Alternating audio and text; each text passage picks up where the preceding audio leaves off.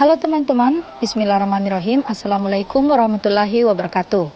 Nah, video kali ini saya dan Andi Novidian Kurnia akan menjelaskan mengenai materi struktur dan klasifikasi karbohidrat. Sebelum kita memasuki materi, kita perkenalan terlebih dahulu. Pertama, Salwa Salsabila dengan NIM 24010750005. Selanjutnya ada Andi Novidian Kurnia dengan NIM 2401075020029. Pada video ini yang akan dibahas yang pertama itu ada pengertian karbohidrat, sifat-sifat karbohidrat, monomer dan polimer, karbohidrat polisakarida atau bukan, klasifikasi karbohidrat dan struktur karbohidrat.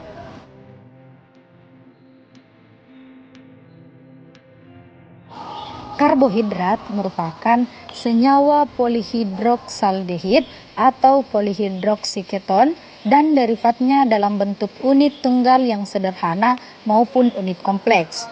Pada tumbuhan, glukosa disintesis dari karbon dioksida atau CO2 dan air atau H2O melalui proses fotosintesis dan disimpan dalam bentuk pati atau selulosa. Adapun sifat-sifat karbohidrat yang pertama itu pada umumnya suka larut pada larutan non-polar seperti ether, kloropon, dan benzene.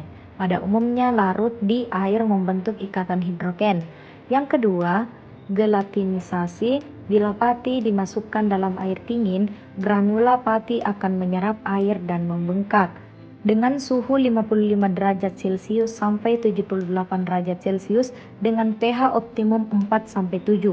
Pati yang telah mengalami gelatinisasi akan meningkatkan nilai viskositasnya, dapat dikeringkan kembali, tetapi molekul-molekul tersebut tidak dapat kembali lagi ke sifat-sifat sebelum gelatinasi.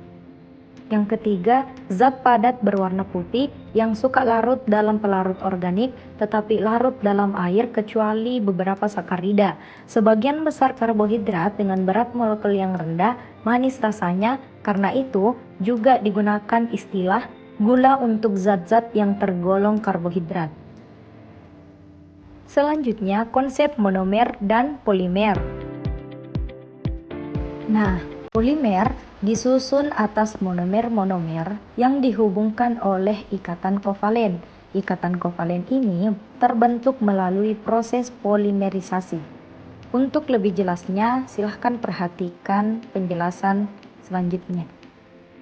Jika diibaratkan lingkaran ini adalah sebuah monomer, yang dimana monomer-monomer ini terhubung oleh suatu ikatan kovalen, maka akan membentuk yang namanya polimer.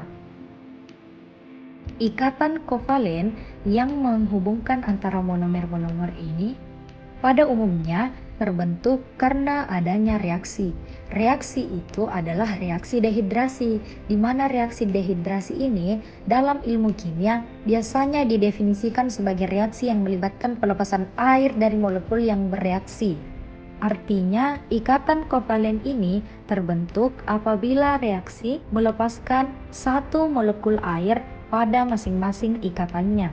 Adapun yang dimaksud reaksi hidrolisis didefinisikan sebagai putusnya ikatan kovalen yang menghubungkan dua molekul karena adanya penambahan molekul air. Adapun contoh karbohidrat yaitu contoh polimer dalam kehidupan sehari-hari adalah karbohidrat.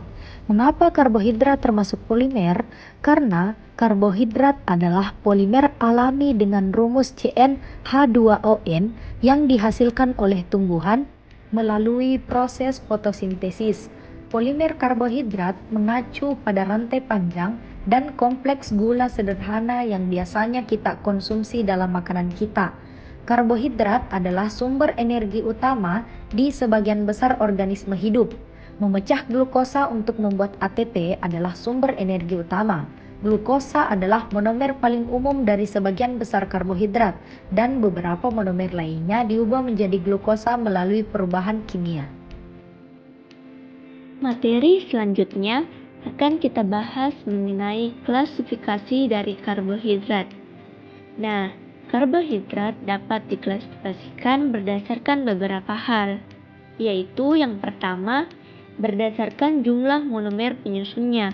Nah, jika karbohidrat dilihat dari jumlah monomer penyusunnya, maka kita dapat membagikannya menjadi 3, yaitu monosakarida, disakarida, dan polisakarida. Nah, monosakarida merupakan karbohidrat yang tidak dapat dihidrolisis menjadi gula yang lebih sederhana, karena jika tertinggal di dalam monosakarida, itu terbagi juga 2 kata, yaitu mono artinya 1 dan sakar artinya manis, sehingga monosakarida disebut juga sebagai gula sederhana. Nah, monosakarida yang paling umum adalah glukosa. Dalam monosakarida, jumlah karbon berkisaran dari 3 hingga 7. Dan jika gula memiliki gugus aldehid, maka dikenal dengan aldosa. Dan jika gugus keton dikenal sebagai metosa, tergantung pada jumlah atom karbon yang dimilikinya. Monosakarida disebut sebagai triosa, pentosa, heksosa, dan hentosa. Selanjutnya yaitu disakarida. Nah, disakarida merupakan karbohidrat yang terdiri dari 2 monosakarida. Dengan kata lain, disakarida terdiri dari 2 gula sederhana yang terikat dengan ikatan alfa ketosidik. Nah, 3 disakarida yang terlimpah adalah sukrosa, laktosa, dan maltosa. Nah, yang akan kita bahas pertama yaitu sukrosa. Sukrosa juga disebut sebagai sakarosa atau gula pasir yang umumnya kita kenal. Nah, biasanya berupa gula hasil penyulingan atau gula tebu. Atom-atom amide unit glukosa atau unit sukrosa berikatan dengan disakarida ini. Konfigurasi ikatan polisidik adalah alfa untuk glukosa dan beta untuk fruktosa. Selanjutnya, laktosa yang disebut juga dengan disakarida susu yang terdiri dari laktosa dan terikat dengan glukosa melalui ikatan kosidik beta 14. Nah, terakhir yaitu polisakarida. Polisakarida merupakan karbohidrat yang terdiri lebih dari 2 monosakarida. Dengan kata lain, polisakarida ini merupakan karbohidrat yang paling berlimpah di alam.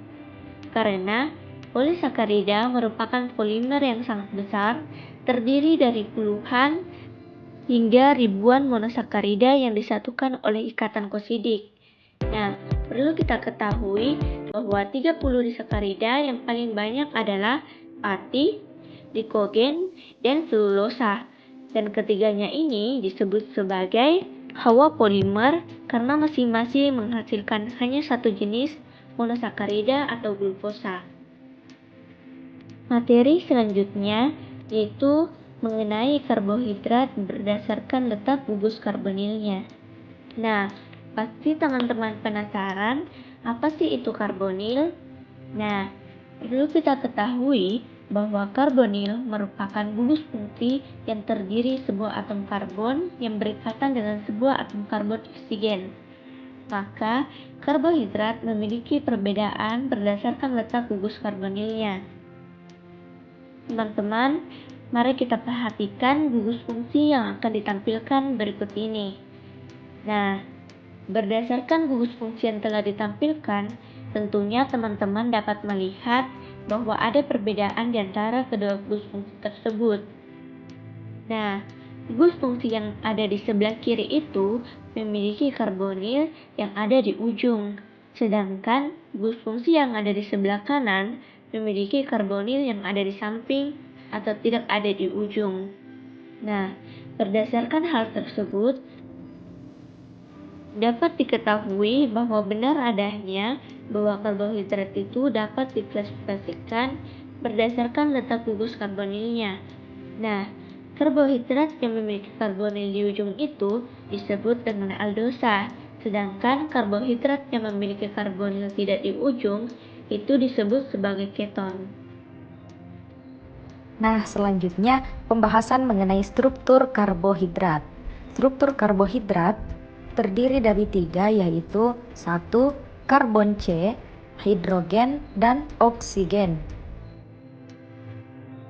Nah, dapat teman-teman ketahui bahwa struktur karbohidrat dapat digambarkan melalui piran dan furan.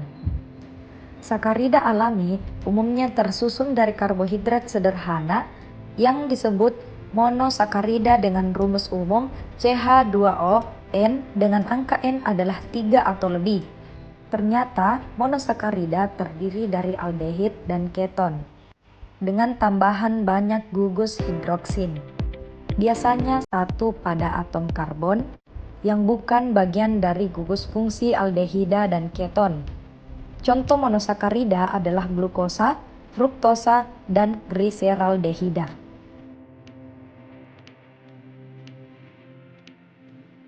Struktur karbohidrat, struktur cincin glukosa dapat menjelaskan banyak sifat glukosa yang tidak dapat digambarkan dengan struktur rantai terbuka. Dua struktur siklik berbeda dalam konfigurasi gugus hidroksil pada C1 yang disebut karbon anomerik. Isomer seperti itu yaitu bentuk A dan B dikenal sebagai anomer.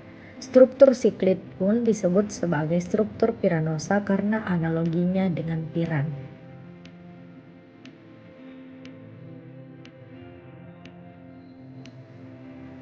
Rumus molekul fruktosa adalah C6H12O6.